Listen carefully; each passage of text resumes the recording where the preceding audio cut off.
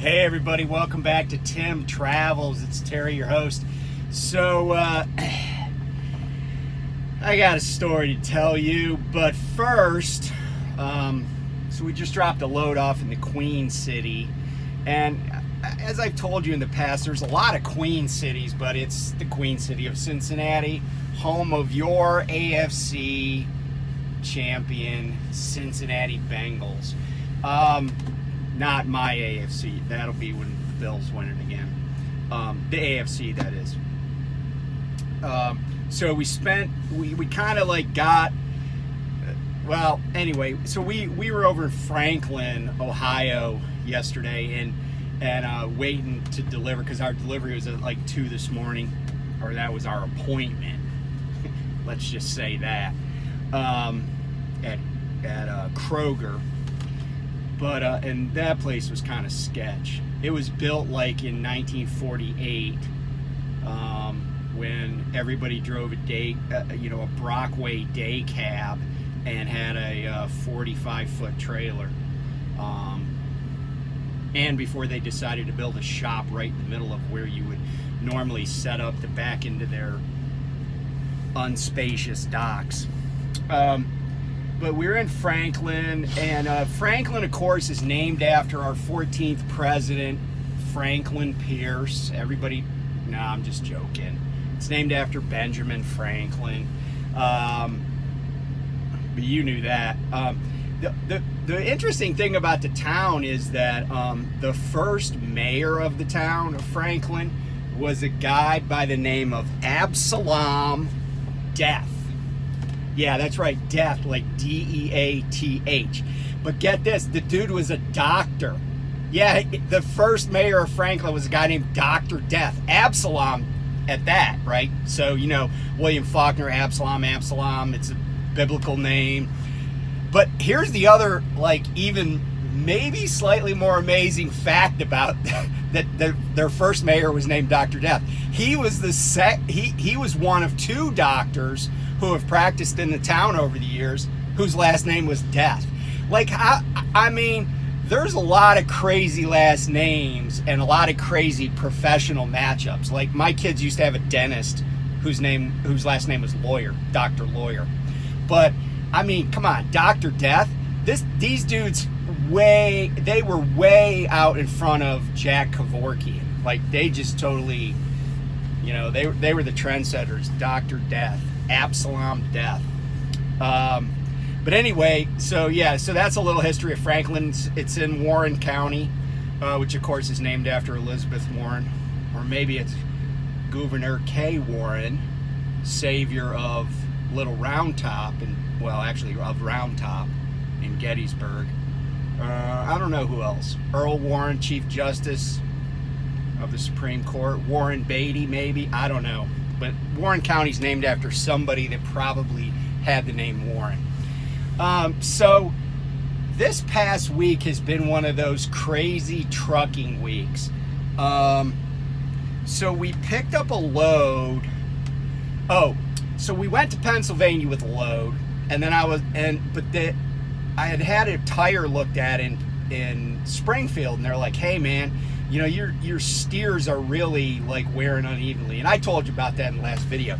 So it turned out my truck really was out of alignment. I got a replacement steer for the one that was worn way down. I had my batteries looked at, and so we got out of Pittston, got a load, a Hershey load, going to Edwardsville, Illinois. But then what happened was we were getting ready to change drivers at a Love's in Springfield, Ohio, and I was walking around and I noticed an air leak coming from the trailer. So I crawl under there, and I find out that it's basically an airline has been rubbing on the brake chamber for the left front, on the front tandem axle on the left side. So I'm like, okay, that's not too hard. I got some high pressure, high temp tape. I can fix it. But before I did that, I sent a message to RA. And I told them where we were, that we weren't, stuck on the side of the road. And they're like, oh, we'll have the Love shop fix it. So that was about 4 o'clock in the afternoon. Now the load we were delivering in Edwardsville was, we could drop at any time. But then we had a pre-plan to get a load out of FedEx, but back in Indianapolis. So get from Ohio over to basically outside of St. Louis, and then back to Indianapolis by 05 the next morning. Well, it became apparent by about 8:30 p.m., 20:30, that Love's was not going to get to my trailer, at least not in that day. So I sent a message to dispatch, said, hey, we're not going to make it to that 05 pickup at FedEx in Indianapolis. And I guess the night dispatcher didn't think it was a big enough deal to let anybody else know that FedEx load was going to be service failed. Not by me, because I already told them why I couldn't make it, but by Prime. I don't know what happened with all that. I mean, I know it was kind of ugly because my fleet manager hardly ever calls me, but he called me at like 9 o'clock the next morning when I was still waiting to get in the shop, and he was a little bit frantic. He's like, where are you guys? What happened? Why didn't you pick up? I'm like, dude, we're still at the truck stop. I already sent a message and everything, and it was acknowledged. So then he quickly hung up and realized there was something else going on. So anyway, so that obviously we didn't get that FedEx load. That would have been a load going out to Denver. So we didn't get that load. We go to Edwardsville, and you know, I got offered a load that first of all, my immediate reaction was, no, I'm not doing this load, because I didn't even know what it paid, but it was like really short, and it was coming back east. It was, as it turns out, the delivery I just did in Cincinnati.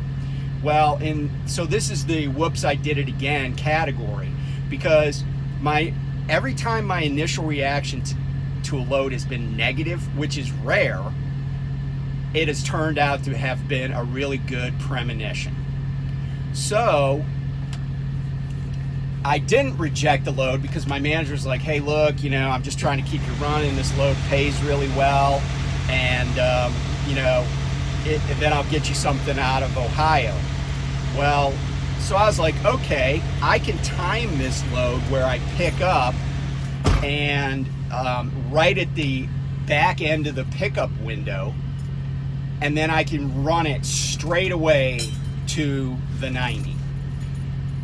But so I get there right at the back end of the pickup window, and it's not ready.